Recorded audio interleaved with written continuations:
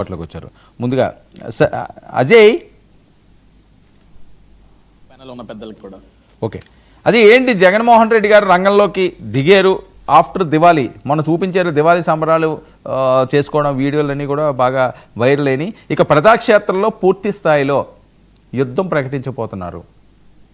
ఏదైతే కూటమి ప్రభుత్వం తప్పులు చేస్తున్నదో దాని మీద పూర్తి స్థాయిలో ప్రజా ఉద్యమం వైపు వెళ్తున్నారు. భవిష్యత్తు ప్రణాళికలు కూడా వాళ్ళు సిద్ధం చేసుకోవడం జరిగింది. రూట్ పేపర్ కూడా రెడీ అయింది. మంచిదేగా వర్మ గారు. సార్, కూటమి ప్రభుత్వం ఏర్పడి సంవత్సరంన్నర దాటిపోయింది. ఈ సంవత్సరంన్నర కాలంగా కూడా జగన్మోహన్ రెడ్డి గారు నేను రేపు వస్తా, ఎల్లుండి వస్తా, పండగకు వస్తా, న్యూ ఇయర్కి వస్తా, దసరాకి వస్తా, సంక్రాంతికి వస్తా, దీపావళికి వస్తా అన్నారు. ఓకే, వెరీ గుడ్, మేము కూడా యాక్సెప్ట్ చేసాం. మళ్ళీ ఇప్పుడు దీపావళి తర్వాత నేను హ్యాపీగా కుటుంబ సభ్యులతో పండగ చేసుకున్న తర్వాత ఇప్పుడు నేను మళ్ళీ రంగంలో దిగుతున్నాను, ఇంకా యుద్ధం మొదలు పెడతానంటున్నారు. కానీ ఇక్కడ నాకు మాకు అందరికీ ఉన్న డౌట్ ఏంటంటే సార్, అసలు దేని మీద యుద్ధం మొదలు పెడతారు జగన్మోహన్ రెడ్డి గారు?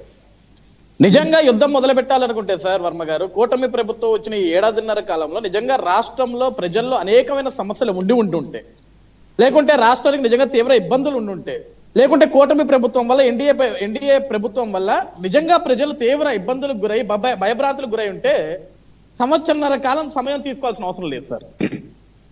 ఆయన సొంత గడ్డ ఎక్కడైతే పులివెందుల్లో గెలిచాడో ఆ పులివెందుల దగ్గర నుంచి అధికారం చేపట్టిన 6వ నెల నుంచి మొదలు పెట్టొచ్చు, 3వ నెల నుంచి మొదలు పెట్టొచ్చు. నిజంగా రాష్ట్రంలో జరగనారివన్నీ జరుగుతున్నాయి, రాష్ట్రంలో ప్రజలు నిజంగా ఇబ్బంది పడిపోతున్నారు, తీవ్ర ఇబ్బందులకు గురవుతున్నారంటే నిజంగా పులివెందుల నుంచి మొదలు పెట్టేయచ్చు, ఎప్పుడో మొదలు పెట్టవచ్చు సార్. ఇక్కడ వర్మ గారు మీరు చెప్పటం మేము వినటం, మీరు చెప్పటం మేము వినటం ఎట్లా అయిపోయిందంటే, జగన్ దసరాకు వస్తారంట, జగన్ దివాళీకి వస్తారంట, జగన్ సంక్రాంతికి వస్తారంట, జగన్ న్యూ ఇయర్కి వస్తారంట. ఎవరు ఆపారు సార్? నిజంగా రాష్ట్రంలో మేము చేస్తున్న మంచి ప్రజలు స్వీకరిస్తున్నారు. ఈరోజు ఎన్డీఏ ప్రభుత్వం కూటమి ప్రభుత్వం చేస్తున్న మంచిని ప్రజలు స్వీకరిస్తున్నారు.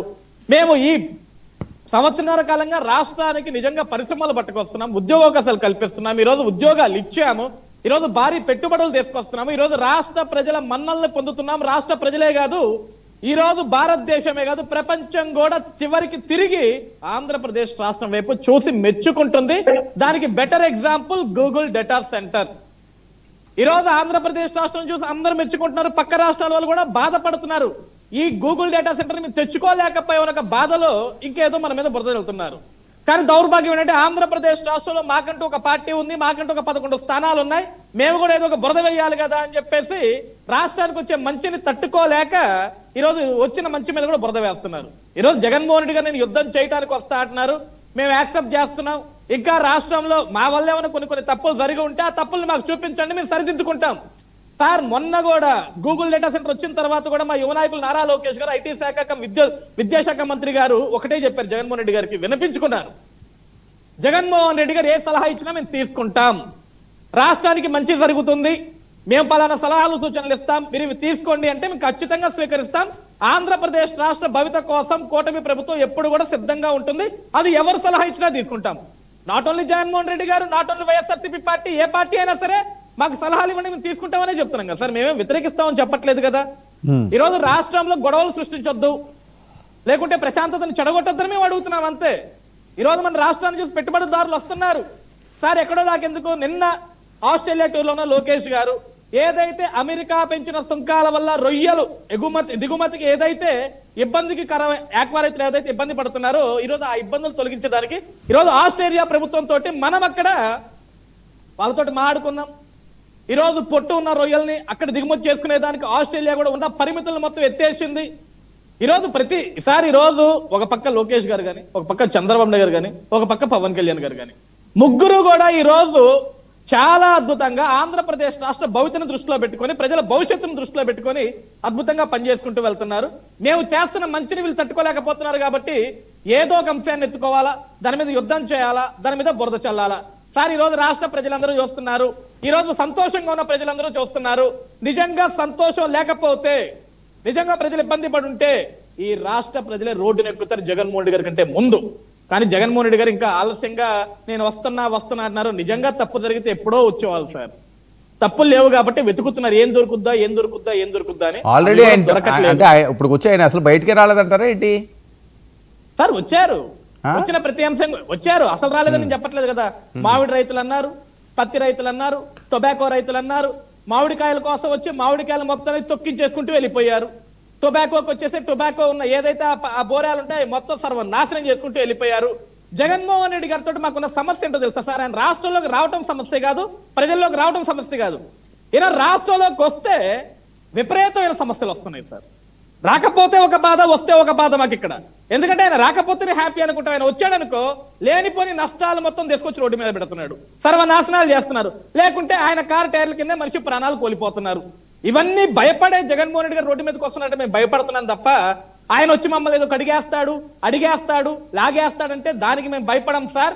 దానికి కూడా మేము జగన్మోహన్ రెడ్డి గారికి 100 సార్లు చెప్పాం సార్, మీరు మా కూటమి ప్రభుత్వాన్ని ప్రశ్నించాలన్నా, మేము చేస్తున్న పరిపాలన ప్రశ్నించాలన్నా సరే మీరు ఒక పులివెందుల శాసనసభ్యులు, మీరు అసెంబ్లీకి వచ్చి దమ్ముగా ధైర్యంగా ప్రశ్నించండి, మీ ప్రశ్నకు ప్రతిదానికి మీరు సమాధానం ఇస్తామని చెప్పాం. ఆయనకు అసెంబ్లీకి వచ్చే దమ్ము లేదు, రోడ్డు మీదకి వచ్చే దమ్ము లేదు, ప్రశ్నించే దమ్ము లేదు. ఏంటి మత్స్యకారులకి పూర్తి స్థాయిలో అండగా ఉంటాం అంటున్నారట సార్? ఇప్పుడు మత్స్యకారులకి పూర్తి స్థాయిలో జగన్మోహన్ రెడ్డి గారు అండగా ఉంటా అంటున్నారు కదా, ఏ విధంగా అండగా ఉంటారో అది కూడా జగన్మోహన్ రెడ్డి గారు చెప్తేనే మేము వింటాం సార్. జగన్మోహన్ రెడ్డి గారు చెప్పిన తర్వాత దానికి మేము సమాధానం చెప్తాం సార్. ఓకే, బల్క్ డ్రగ్స్ ఫ్యాక్టరీకి సంబంధించిందండి. ఈరోజు చూడలేదా బొత్స గారు, చూశాను, గుడివాడ అమర్నాథ్ గారు? ఆల్రెడీ హోంమంత్రి అనిత గారు, ఎందుకంటే సొంత నియోజకవర్గం పాయకరావుపేట నక్కపల్లి మండలం, అక్కడ ఆల్రెడీ మొన్న వెళ్ళినప్పుడు కూడా అనిత గారు ఆపేశారు, అడ్డుకున్నారు, గొడవ చేశారన్నారు. ఆవిడ అక్కడి నుంచి ఏం పారిపోలేదు, అదే ప్రజల మధ్య నుంచి ఉంది, అదే గంగపుత్రుల మధ్యలో నుంచి ఉంది, మాట్లాడింది.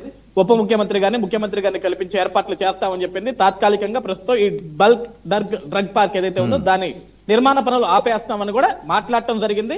ఈ రోజు ప్రభుత్వం దాని మీద దృష్టి సాధించింది. ఒక పక్క పవన్ కళ్యాణ్ గారు కూడా దాని మీద దృష్టి సాధించారు, అందరూ మాట్లాడుతున్నారు.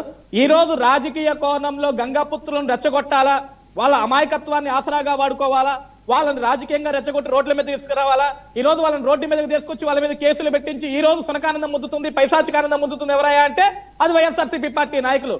సార్, ఈ రోజు బల్క్ డ్రగ్ ప్రాజెక్ట్ ఏదైతే పార్క్ ఉందో శంకుస్థాపన నిన్న చేశామా, మొన్న చేశామా, 10 రోజుల క్రింద చేశామా, 30 రోజుల క్రింద చేశామా? ఆ రోజు జగన్మోహన్ రెడ్డి గారి ప్రభుత్వం ఉన్నప్పుడు దానికి యాక్సెప్టెన్స్ ఇచ్చారు. కూటమి ప్రభుత్వం వచ్చిన తర్వాత శంకుస్థాపన చేసింది.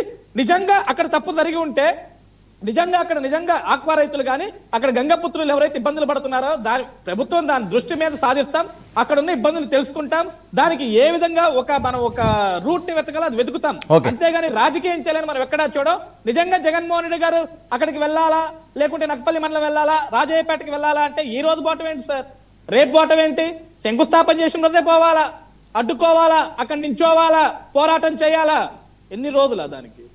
సార్, నిజంగా ప్రజలకు న్యాయం చేయాలా, గంగపుత్రులకు న్యాయం చేయాలనుకున్న వాడు డే 1 దిగుతాడు. అంతా అయిపోయిన తర్వాత ఈ రోజు నిర్మాణాలు చేపట్టి మొదలుపెట్టిన తర్వాత ఈ రోజు కొంతమంది రెచ్చగొట్టుకుంటూ ముందుకొచ్చి మేము యుద్ధం చేస్తామంటే ప్రభుత్వాలు కూడా చూస్తూ ఊరుకోగలరు సార్. Okay, right. వేణుగోపాల్ గారు సార్ నమస్తే. వర్మ గారు నమస్తే అండి. ఏంటి జగన్మోహన్ రెడ్డి గారు ప్రజాక్షేత్రానికి సర్వం సిద్ధమైంది, రూట్ మ్యాప్ సిద్ధం చేశారు, వాళ్ళ ప్రణాళికలు కూడా పెట్టేశారు నిరసనలు రాష్ట్ర వ్యాప్తంగా.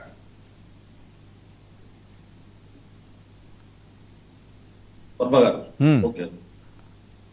వర్మ గారు, మీకు అదేవిధంగా ప్యానెల్లో పాల్గొంటున్న వివిధ రాజకీయ పార్టీ నాయకులకి, విశ్లేషకులకి, 99 టీవీ ప్రేక్షకులకి అందరికీ నమస్కారం. వర్మ గారు, జగన్మోహన్ రెడ్డి గారు ప్రతిపక్షంలో ఉండేటప్పుడు మాటలు బాగా చెప్తాడు, పోరాటాలు చేస్తున్నాను, ప్రజల్లోకి వస్తున్నాను, మిమ్మల్ని ఉత్తరిస్తాను అని చెప్పేసి